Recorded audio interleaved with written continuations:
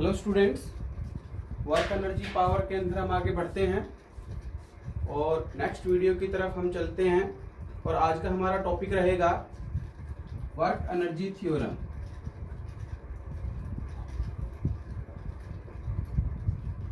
Work energy theorem, ठीक है।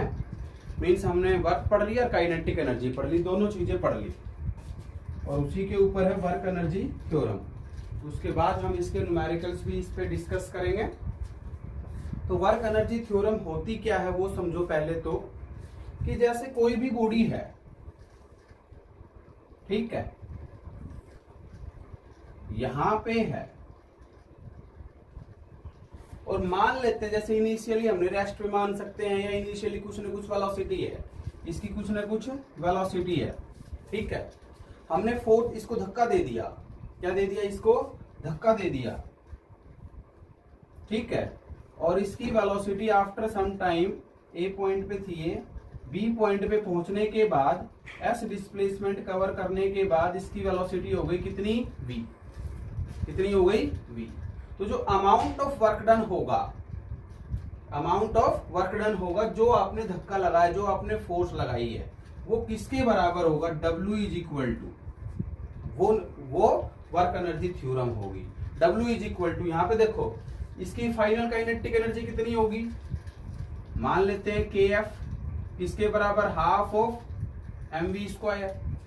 यहां पे इनिशियल वेलोसिटी क्या होगी, मान लेते हैं KI इसके बराबर हाफ ऑफ mu स्क्वायर। ई से KI से लिखो तो KI से लिख देना, वो कोई बात है नहीं, ठीक है।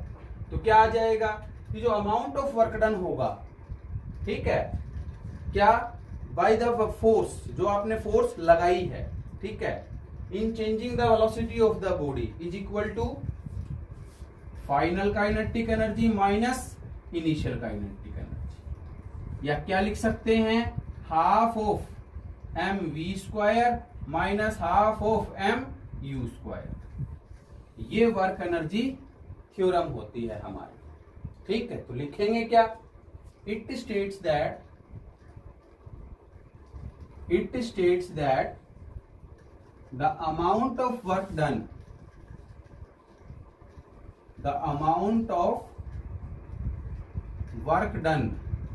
by the force, ठीक है, जो आपने फोर्स लगाई है, ठीक है, by the force is equal to change in its kinetic energy, change in its kinetic energy, ये लिख, ठीक। ये वर्क एनर्जी थ्योरम की स्टेटमेंट है। समझ आई बात। यहाँ पे कांस्टेंट फोर्स के लिए भी निकाल सकते हैं और वेरिएबल फोर्स के लिए भी निकाल सकते हैं, दोनों के लिए आप इसको प्रूव कर सकते हो। कांस्टेंट फोर्स के लिए प्रूव करो तो कांस्टेंट फोर्स के लिए प्रूव कर दो, ठीक है, और वेरिएबल फोर्स के लिए प्रूव करो तो वेरिएबल फोर्स, दोनों के लिए कर सकते हैं। जैसे मान लो पहला केस ले रहे हैं हम, for constant force, constant force के लिए प्रूव कर रहे हैं। F अपने पास क्या है, कांस्टेंट फोर्स है, ठीक है। तो अपने पास एक इक्वेशन होती है v square minus u square is equal to क्या, 2as, यही हुई, ठीक है या नहीं है, समझ गए। दोनों तरफ m से मल्टीप्लाई कर दो, mv square minus mu square is equal to क्या हो जाएगा, 2mas। बताओ नहीं होगा क्या, बताओ नहीं होगा क्या, m से दोनों तरफ क्या कर दिया, मल्टीप्लाई कर दिया। इस 2 को इधर ले आओ तो half of mv square minus half of mu square बराबर m इंटू ए क्या होता है, फोर्स, F इंटू एस, और F इंटू एस किसके बराबर हो गए, W के बराबर। तो W इज इक्वल टू क्या आ गया, half of mv square minus half of mu square, ठीक है। Means final kinetic energy minus initial kinetic energy, simple सी बात थी, ठीक है। थर्ड इक्वेशन ली, उसको थोड़ा सा रीअरेंज करा है बस, ज्यादा कुछ नहीं किया। ठीक है, हमने क्या ली है, थर्ड इक्वेशन ली है और उसकी हेल्प से सोल्व कर दिया। ठीक है ना। तो वर्क एनर्जी थ्योरम क्या हुई, W is equal to final kinetic energy minus initial kinetic energy, और इसकी हेल्प से क्या कर लो, सोल्व कर लो। कांस्टेंट फोर्स F लगाई, ठीक है, v square minus you square बराबर 2as हुआ, दोनों तरफ m से मल्टीप्लाई कर दिया, क्योंकि फोर्स के लिए क्या चाहिए, m में 2 को इधर ले आए तो 2 इसके नीचे भी आ गया, इसके नीचे भी आ गया, और m इंटू ए क्या बच गया, f बच गया। यहां से सोल्व कर लिया हमने। और यदि हम वेरिएबल फोर्स के लिए करें इसी को, वर्क एनर्जी थ्योरम को यदि हम वेरिएबल फोर्स के लिए करें तो कैसे आप सोल्व करेंगे। तो पहले तो इसको नोट कर लो, ठीक है, पहले तो इसको नोट कर लो, इसके बाद हम वेरिएबल फोर्स के लिए इस काम करेंगे। ठीक है, वेरिएबल फोर्स होगी तो क्या होगा,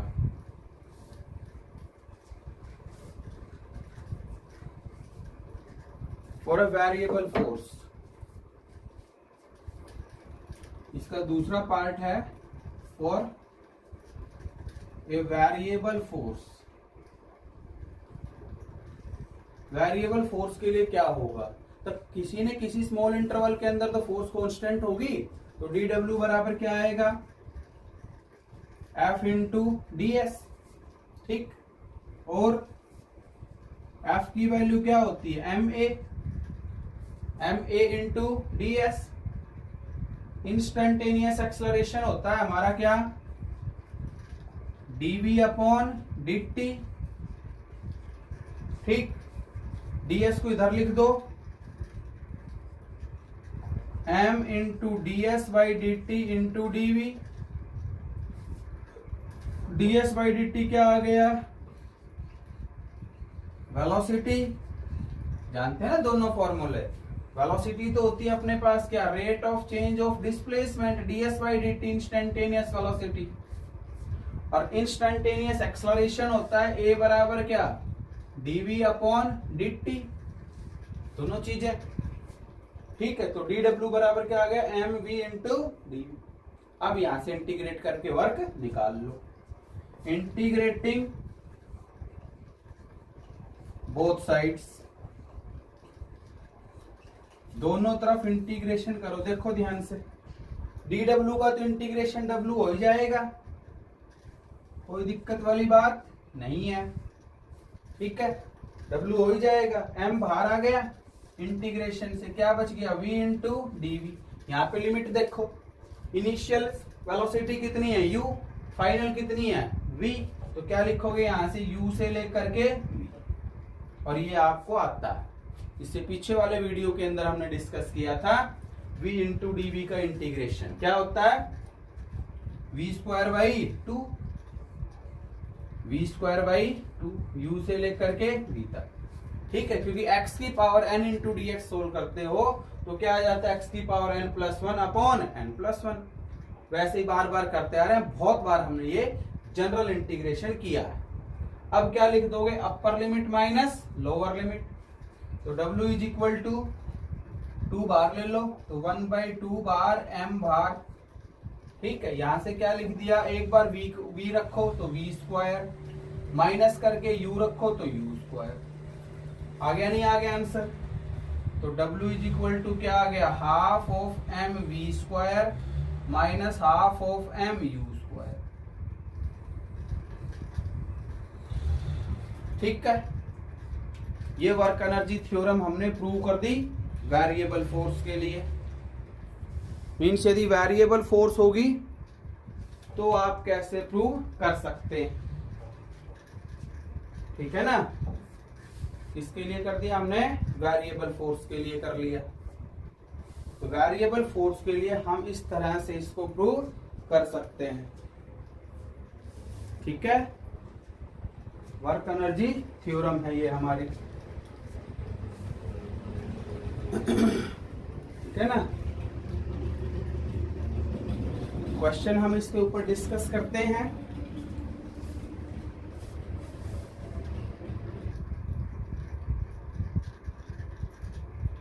तो वर्क एनर्जी थ्योरम आपने लिख ली होगी, पढ़ लिया। और उसके ऊपर एक क्वेश्चन लिखा है मैंने, क्या है, ए बुलेट ऑफ, वेइंग का मतलब होता है मास, वेट मतलब mg होता है, वे जो है वो मास है, 10 gram, is fired with a velocity of 800 metre per second. ठीक है, समझ आई एक बात, पहली लाइन क्या लिख लिया करो कि मास दिया हुआ 10 ग्राम, ठीक है, और फायर कर दी किस वेलोसिटी से, 800 metre per second. Initial velocity दे दी 800 मीटर पर सेकेंड, ठीक है। After passing through a mud wall, mud wall समझते हो ना, जैसे कच्ची जो दीवार होती है एक तरह से, जैसे एक तो पक्की होती है सीमेंटेड वॉल होती है, और एक मड वॉल जो गांव के अंदर होती है कच्ची दीवार जिसे हम कहते हैं, ठीक है, उसमें से पास कर दी मड वॉल 1 मीटर थिक, ठीक है, कितनी मोटाई है 1 मीटर, तो डिस्प्लेसमेंट कितना हो गया, एक तरह से 1 मीटर हो गया। 1 मीटर थिक वॉल से पास करने के बाद उसकी वेलोसिटी कितनी हो गई, 100 मीटर पर सेकंड हो गई, मतलब फाइनल वेलोसिटी कितनी हो गई, 100 मीटर पर सेकंड हो गई। ठीक है, निकालना क्या है, find the average resistance offered by the wall. तो रेजिस्टेंस का मतलब क्या है, रिटार्डिंग फोर्स से मतलब है यहां से, क्योंकि वहां पे जो वेलोसिटी है क्या हो रही है, डिक्रीज हो रही है, तो वहां पे क्या हो रहा है, रिटार्डेशन हो रहा है, तो उस फोर्स को हम क्या कहेंगे, रिटार्डिंग फोर्स। रिटार्डिंग फोर्स, कभी रेजिस्टेंस आप वो समझ जाओ जो आप 10th के अंदर पढ़ते हैं ना, रेजिस्टेंस R बराबर V अपॉन I, वो वाला नहीं है यहाँ। इस रेजिस्टेंस का मतलब है रुकावट, यहाँ पे रुकावट कौन कर रहा है, वो तो रेजिस्टेंस करंट को रोक रहा था, बट यहाँ रेजिस्टेंस का मतलब क्या, रुकावट कौन है, मड वॉल है, तो मड वॉल क्या लगा रही है, उसके ऊपर फोर्स लगा रही है, ठीक है, रिटार्डिंग फोर्स, ये हमें निकालनी है, ये हमें, और रिटार्डिंग फोर्स है तो ऑब्वियसली ये कैसी आएगी, नेगेटिव आएगी, कैसी आएगी, नेगेटिव आएगी, ठीक है। तो वर्क एनर्जी थ्योरम को यहां से, जैसे ये क्वेश्चन हमने पहले भी किया था, हालांकि वैसे भी कर सकते हैं हम, जैसे F बराबर ma की हेल्प से भी A निकाल करके, या वर्क एनर्जी प्रिंसिपल से, थ्योरम से कैसे कर सकते हैं, डायरेक्ट फॉर्मूला है अपने पास, सोचने की वाली बात नहीं है। तो कुछ क्वेश्चंस होते हैं जो काफी मेथड से आप उसको सोल्व कर सकते हो, ठीक है, तो इसको आप सोल्व कर लो, कैसे कर सकते हैं ना, ये चीजें मैंने लिख दी, इसको भी आप कन्वर्ट कर लो पहले। तो ये कितना आ जाएगा, 10 इंटू 10⁻³ किलोग्राम, तो कितना आ गया, 10⁻² किलोग्राम आ गया, ठीक है, ये चीजें लिख दी हमने। अब फॉर्मूला में पुट करके सोल्व कर लो, तो W बराबर क्या आएगा, work energy theorem, ½ mv² minus ½ mu², और W बराबर क्या है, F इंटू एस, क्योंकि लगभग वो सीधी लाइन के अंदर, हालांकि थोड़ा सा प्रोजेक्टाइल मोशन होता है, बट वो हमें यहाँ पे नहीं लेना, ठीक है, हम मान के चलते हैं कि सीधी लाइन के अंदर ही जा रही है, तो सीधी लाइन के अंदर जा रही है तो थीटा कितना हो जाता है, 0, डिस्प्लेसमेंट भी उधर, फोर्स भी उधर, तो F इंटू एस ही बच गया, ½ m बाहर ले लो, क्या बच गया, v² माइनस u², F निकालना है, तो F क्या आ गया, m/2, ये s भी नीचे चला गया, और v² माइनस u²। अब सारी चीजें हैं देखो अपने पास, इसको क्या कर लेंगे, सोल्व कर लेंगे। तो F क्या आया, मास कितना है, 10⁻², 2 इंटू, ठीक है, डिस्प्लेसमेंट हो गया 1 हो गया, ठीक है, इंटू v है कितना, 800 का स्क्वायर करोगे तो 640000, ठीक है, यही आ जाएगा, स्क्वायर करेंगे, माइनस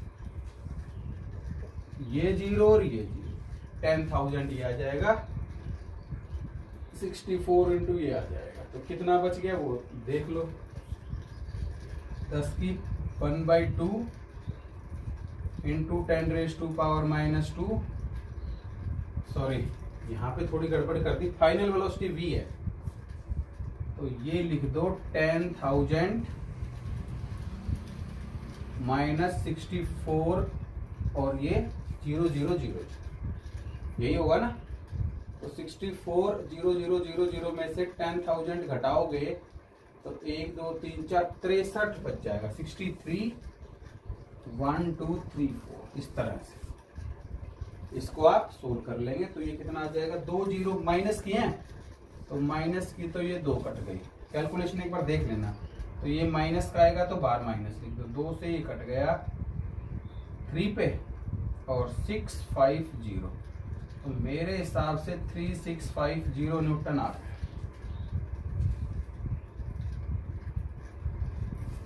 1 है 1 3 दूनी 6 2 1 ठीक है 3150 न्यूटन। कैलकुलेशन एक बार चेक कर लिया करो, ठीक है। तो ये वर्क एनर्जी थ्योरम के ऊपर आपको कैसे क्वेश्चन करने हैं, ठीक है ना। नेक्स्ट क्वेश्चन हम लेके चलते हैं। इससे पीछे वाला वीडियो हमने मोमेंटम के ऊपर भी डिस्कस किया था, तो मोमेंटम के भी कुछ क्वेश्चन और डिस्कस कर लेते हैं। मतलब काइनेटिक एनर्जी और लीनियर मोमेंटम के ऊपर हमने क्या टॉपिक डिस्कस कर लिया था ना, इस पे भी न्यूमेरिकल कर लेंगे, पीछे वाले पे भी कर लेंगे। और टॉपिक तो हमने क्या वर्क एनर्जी थ्योरम पढ़ा है, उसके बाद जो क्वेश्चन है कुछ है वो हम डिस्कस कर लेते हैं। इसको नोट कर लो, कर लिया होगा। क्वेश्चन को भी आप साथ साथ नोट कर लिया करो। और जो प्रॉब्लम्स और प्रैक्टिस है आपके पास, क्या जो भी बुक है प्रॉब्लम्स और प्रैक्टिस उसके अंदर दी हुई है, ठीक है। हर तरह की है, मतलब एमसीक्यू भी है और वैसे भी हैं, एनसीईआरटी की प्रॉब्लम्स भी हैं, ठीक है। तो वो सारी हमें करनी है। जैसे एक एनसीईआरटी की प्रॉब्लम थी वो मैंने डिस्कस करी। अगला क्वेश्चन लेके चलते हैं।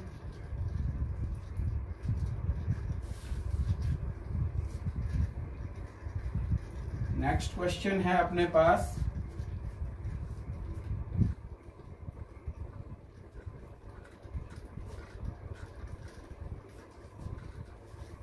एक क्वेश्चन दिया हुआ है, a block of mass 1 kilogram moving on a horizontal surface. A block of mass 1 kilogram moving on a horizontal surface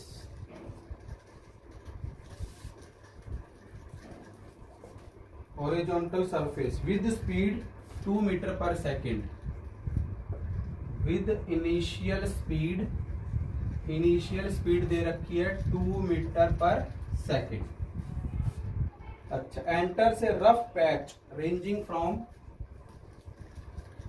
enters a rough patch, if rough surface के ऊपर वो एंटर कर गया, rough patch रेंजिंग फ्रॉम वो है कहां से कहां तक, x बराबर 0.1 मीटर से x बराबर 2 मीटर तक, x बराबर 2 मीटर तक है, ठीक है। रिटार्डिंग फोर्स Fr, जो रिटार्डिंग फोर्स लग रही है आप जानते हैं, क्योंकि रफ सरफेस है तो रिटार्डिंग फोर्स लगेगी।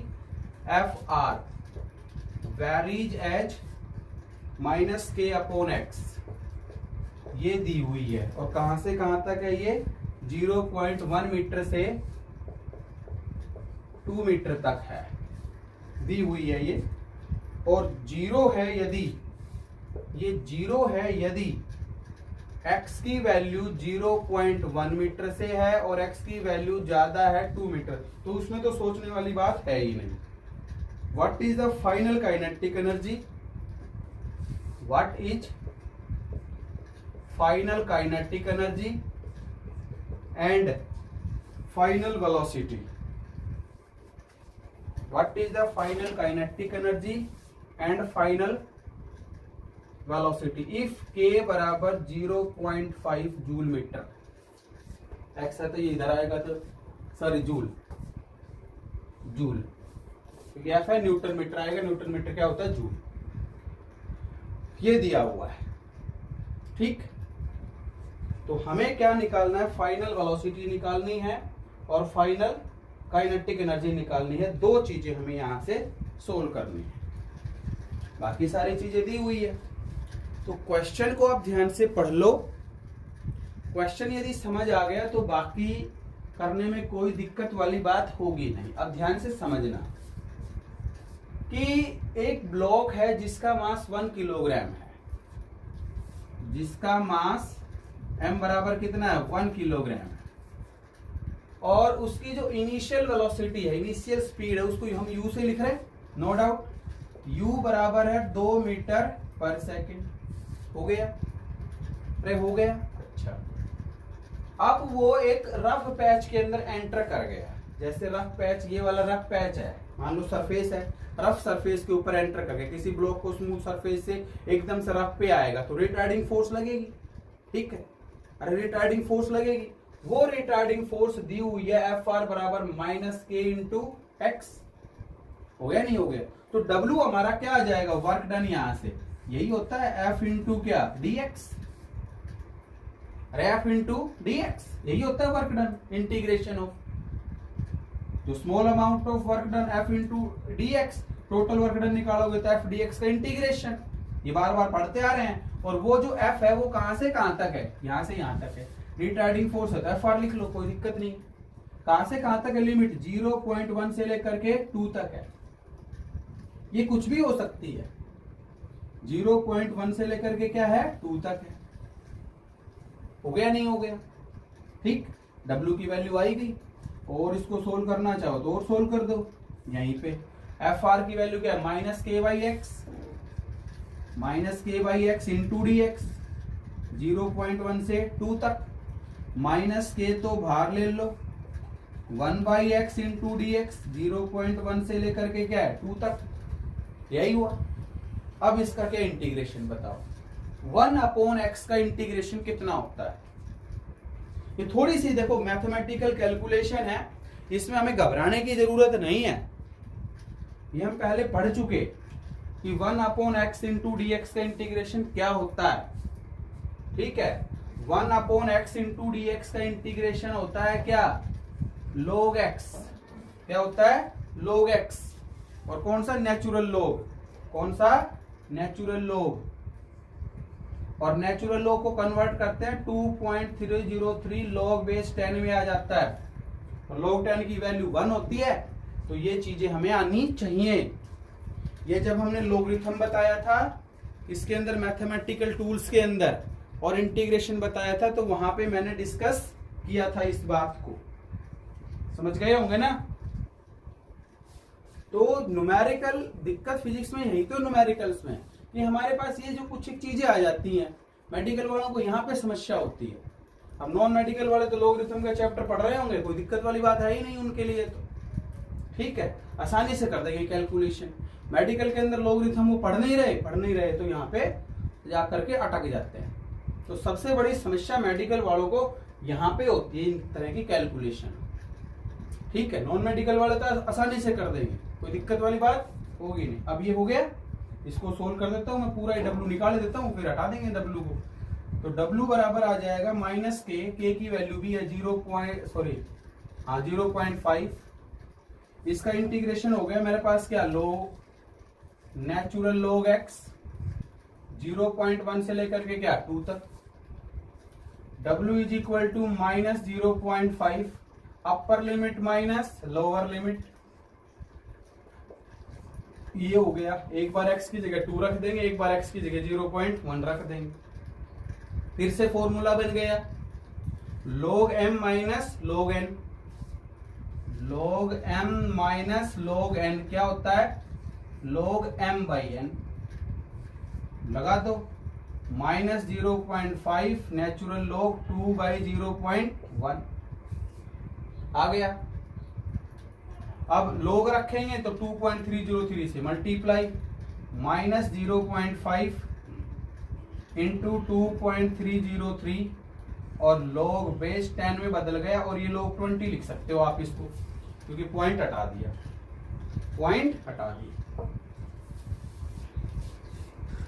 अब log 20, समस्या फिर फंस गई।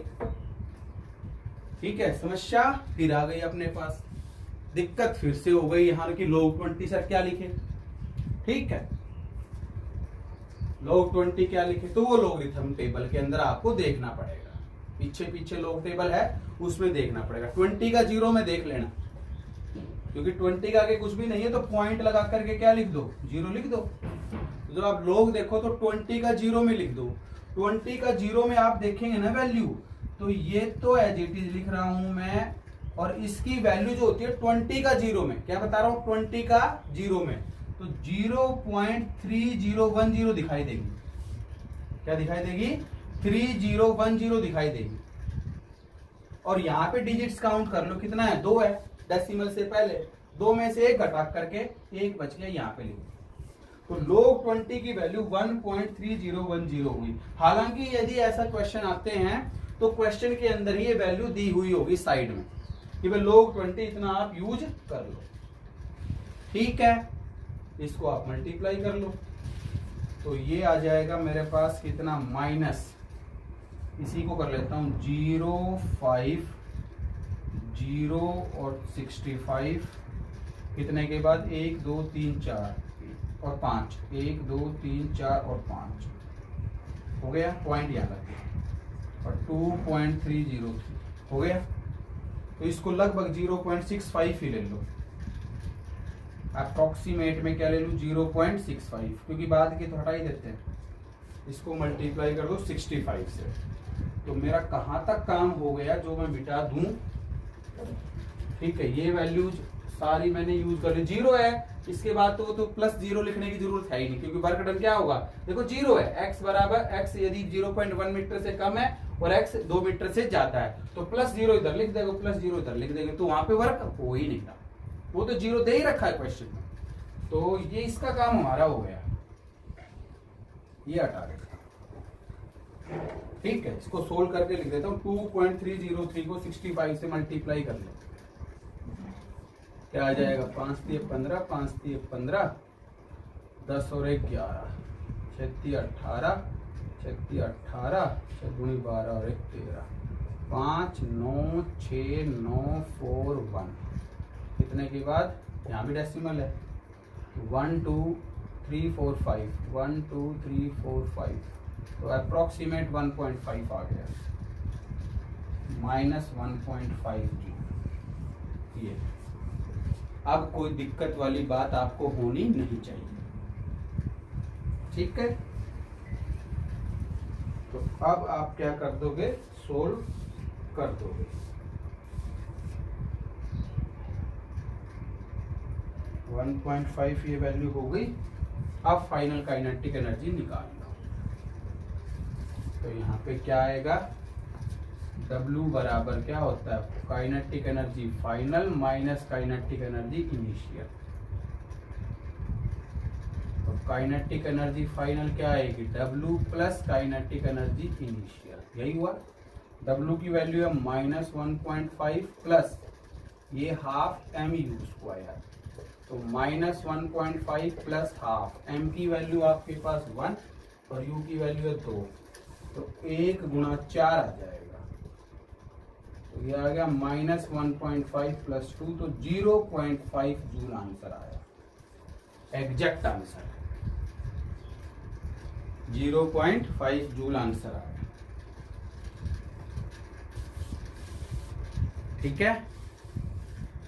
अब जब ये चीज आ गई, फाइनल काइनेटिक एनर्जी हमारी आ गई, तो फाइनल वेलोसिटी निकालने में तो कोई दिक्कत वाली बात है नहीं। इस कैलकुलेशन को थोड़ा सा समझ लेना, ठीक है। चाहे 2 बार वीडियो देखना पड़े, 3 बार देखना पड़े, फिर भी यदि कोई दिक्कत है सर्कल लगा करके पर्सनल व्हाट्सएप नंबर पे सेंड कर दे, ठीक है। कैलकुलेशन को समझना जरूरी है, क्योंकि कैलकुलेशन समझ आ गई आपका सवाल हो गया, नहीं तो नहीं होगा, फिर दिक्कत आएगी। तो यहां से ये हुआ, फाइनल काइनेटिक एनर्जी निकाल रहा हूं, ये एक बार लिख लेना, नोट कर लेना। फाइनल काइनेटिक एनर्जी और देख लो, उसमें तो कुछ है ही नहीं, सीधी सी है, वेलोसिटी ही तो निकालनी है। तो फाइनल काइनेटिक एनर्जी होती है आपके पास कितनी, half mv², final kinetic energy है, वो आ गई 0.5, तो v बराबर क्या आ जाएगा, 2 इधर जाएगा, 2 इंटू 0.5, m नीचे आएगा, m की वैल्यू कितनी है 1, ठीक है, m की वैल्यू कितनी है 1, हो गया। और इसका रूट कर दो। 5 दूनी 10, 1 का रूट तो 1 ही आएगा। यही हुआ, ये आंसर, ये अपना क्या है आंसर। ठीक, आई होप समझ आ रहा होगा आपको।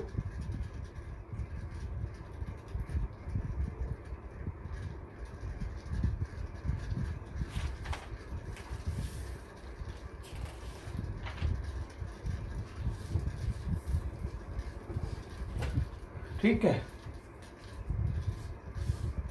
नेक्स्ट क्वेश्चन करते हैं। ये भी काफी बार कंपटीशन के अंदर पूछा जाता है। अगला क्वेश्चन, इसको आपने नोट कर लिया होगा।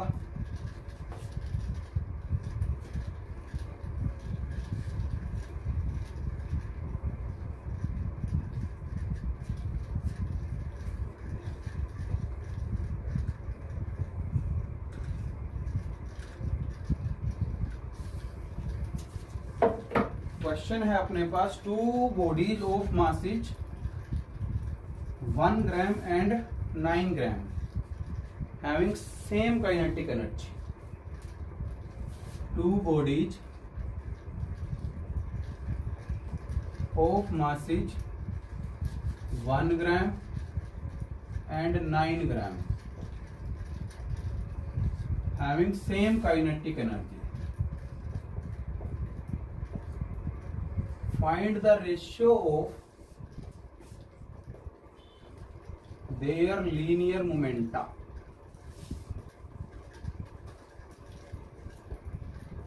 उनके जो लीनियर मोमेंटम है, मोमेंटम का प्लूरल शायद मोमेंटा ही होता होगा, वो आप चेक कर लेना, इंग्लिश आपको आती होगी। हमें तो जैसे क्या साइंस वालों को थोड़ी कम इंग्लिश आती है, तो मोमेंटम का जो प्लूरल है वो मोमेंटा होता होगा, नहीं तो मोमेंटम जो भी है जैसे भी है। 2 bodies of masses 1 gram and 9 gram, 2 bodies है जिनका मासिस क्या है 1 ग्राम और 9 ग्राम है।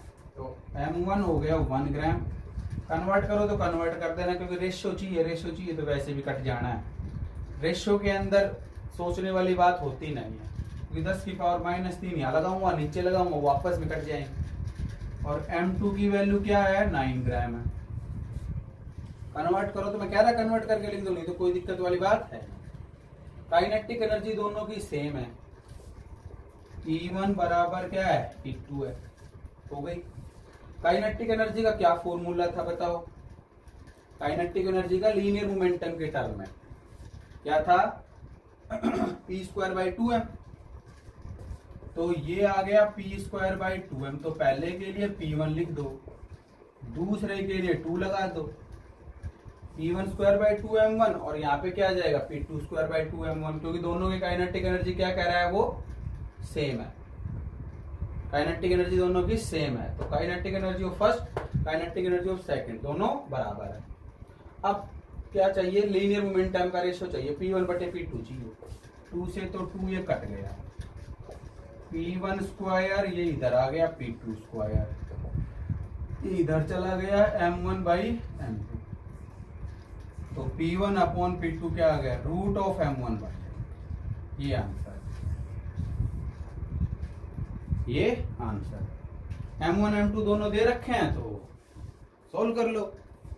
m1 की वैल्यू 1 है और m2 की वैल्यू क्या है 9 है, तो क्या आ जाएगा 1/9, और क्या बच जाएगा 1/9 का रूट, तो 1 का रूट तो 1 ही होता है, और इसका रूट 3, ये आ गया अपना। ठीक है ना, तो ये क्वेश्चन हो गया। नेक्स्ट की बात करते हैं।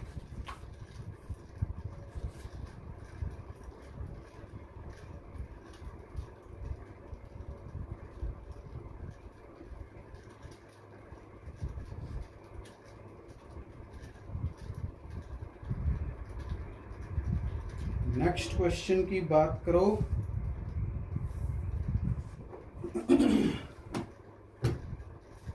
क्वेश्चन है kinetic energy of a body decreases by 19%. What is the percentage decrease in linear momentum? ठीक है, इसको नोट कर लो पहले तो, उसके बाद बात करते हैं. अगला क्वेश्चन लिखता हूं, इसको लिख लिया होगा आपने आई होप. ठीक है, स्क्रीनशॉट ले लिया करो, लिख लिया करो बाद में जैसे भी है.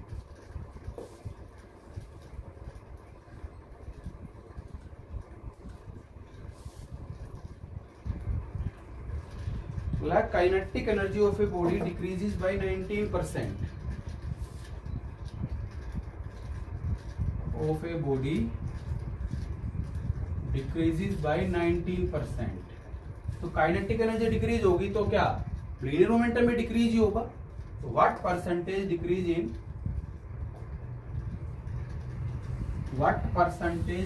In linear momentum of the body.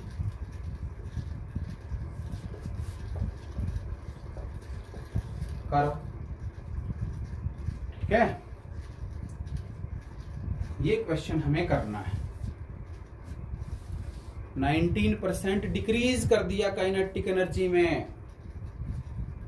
सोचना क्या है कि 19% क्या किया है, डिक्रीज किया है. तो पहले काइनेटिक एनर्जी इनिशियल मान लो E है, इनिशियल मोमेंटम P है, तो क्या फॉर्मूला है, E बराबर p²/2m. यही है. अब E डैश कितना हो गया, P डैश कितना हो गया, मास के अंदर कोई चेंज आएगा नहीं क्योंकि वेरिएबल मास सिस्टम है नहीं है, मास के अंदर कोई चेंज आएगा नहीं. मास रिमेनिंग कांस्टेंट लिख देना चाहिए. ठीक, तो p²/2m ये हो गया. अब E डैश की वैल्यू कितनी होगी बोलो. E है ओरिजिनल, कितना परसेंट घटाया, -19% घटा दिया. ऑफ किसका, E का. भाई जो वैल्यू है उसी का ही तो 19% लेकर के घटाओगे. मान लो आपके पास 100 रुपए हैं, इसका 19% घटा दो, कितना बच गया आपके पास, 100 रुपए हैं, 19% कितना होगा, 19 ही होगा. ये लो, कितना आ गया, 19 आ गया. 100 में से 19 घटा दो, कितना बच गया, 81. कितना बच गया, 81. अरे यही बचा. ठीक है, 81 रुपीज आपके पास बच जाएंगे. तो ऐसे इसमें कर दो. तो E - 19 डिवाइडेड बाई 100E. तो ये आ गया कितना, 0. क्या लिख दूं, 91 लिख दूं. E - 0.19. तो आपके पास E डैश की वैल्यू आ जाएगी, ये घटाएंगे तो 81 वही आएगा, 0.81 लग जाएगा. पॉइंट और लग जाएगा बस. E डैश ये हो, समझ गए. E डैश अपनी ये हो गई. ठीक, P डैश निकालना है. क्या निकालना है, P डैश निकालना है. तो कोई दिक्कत वाली बात है ही नहीं. तो कोई दिक्कत वाली बात है ही नहीं. P डैश की फॉर्म में लिख दो. तो P की वैल्यू होगी, यहां पे देखो ध्यान से, 2me का रूट. P की वैल्यू होगी यहां से 2me का रूट, और P डैश होगा 2me डैश का रूट. यही होगा, अरे यही होगा. ठीक, अब परसेंटेज डिक्रीज निकालना. देखो डिक्रीज निकालना है, तो डिक्रीज के लिए क्या बताया था, परसेंटेज डिक्रीज निकालोगे इन लीनियर मोमेंटम. तो डिक्रीज के लिए फॉर्मूला होता है आपके पास P - P dash divided by P और इंटू 100%. देखो इंक्रीज के लिए क्या करना है, P डैश - P करना है. डिक्रीज के लिए P - P डैश करना है. ठीक है ना, कोई दिक्कत वाली बात होगी नहीं. अब सोल्व कर लो, अब इसको सोल्व कर लो. तो यहां से P की वैल्यू है मेरे पास 2me का रूट, और इसकी वैल्यू है -2me डैश का रूट डिवाइडेड बाय 2me का रूट और इनटू क्या 100%. ठीक, कैलकुलेशन हो सकता आप कर लेंगे. पहले तो मैं क्या कर देता हूं, 2m का रूट 2m का रूट 2m का रूट सभी में एक काट दो. ठीक है, एक बार इसको नोट कर लेना. यहां तक इसको मैं हटा रहा हूं. इसकी मुझे जरूरत पड़ेगी। 2m का रूट जो है वो काट दो पहले। तो परसेंटेज डिक्रीज जो आएगी वो e का under root minus E dash का under root divided by e का अंडर रूट और इनटू 100। तो e का अंडर रूट ये है तो 0.81 यहाँ पे है, तो क्या बच जाएगा 1 माइनस 0.81 का रूट बच जाएगा और under root E B common आकर के क्या हो जाएगा कैंसिल इनटू 100%। 0.81 का रूट कितना होता है देखो कैसे निकालते हो, ये भी कैलकुलेशन समझ लो। 0.81 का रूट है तो 81/100 लिख दो, 81/100 लिख दिया। 81 का अंडर रूट कितना होता है 9 और इसका अंडर रूट कितना होता है 10, तो 0.9। इसका रूट कितना आएगा 0.9, तो ये आ गया 0.1। 10% आंसर आ गया। तो ऐसे और ऑप्शन मिलेगा सीधे 10%, 19%, 11%, 21%, वो आपको क्या मिल जाएंगे ऑप्शन मिल जाएंगे, तो दिक्कत वाली बात है ही नहीं। ठीक है, तो इस तरह से आप ये क्वेश्चंस करेंगे। आई होप समझ आ रहा होगा आपको अच्छे से, ठीक है ना। तो वर्क एनर्जी थ्योरम और उसके ऊपर न्यूमेरिकल्स जो थे वो मैंने डिस्कस करे हैं। बाकी अगले टॉपिक के अंदर हम क्या ग्रेविटेशन पोटेंशियल एनर्जी के ऊपर बात करेंगे, क्योंकि पोटेंशियल एनर्जी काफी तीन तरह की होती है जनरली। तो वैसे gravitational potential energy, elastic potential energy, electrostatic potential energy, ये होती है क्या पोटेंशियल एनर्जी के अंदर। ठीक है, तो अपन यहाँ फिलहाल तो ग्रेविटेशनल पोटेंशियल एनर्जी और क्या इलास्टिक पोटेंशियल एनर्जी दो ही पढ़ेंगे। जो इलेक्ट्रोस्टैटिक पोटेंशियल एनर्जी वो हम 12th के अंदर पढ़ते हैं। ठीक है, इलेक्ट्रोस्टैटिक्स वाले चैप्टर के अंदर। तो फिलहाल आप इतना कर लो। Okay, thank you.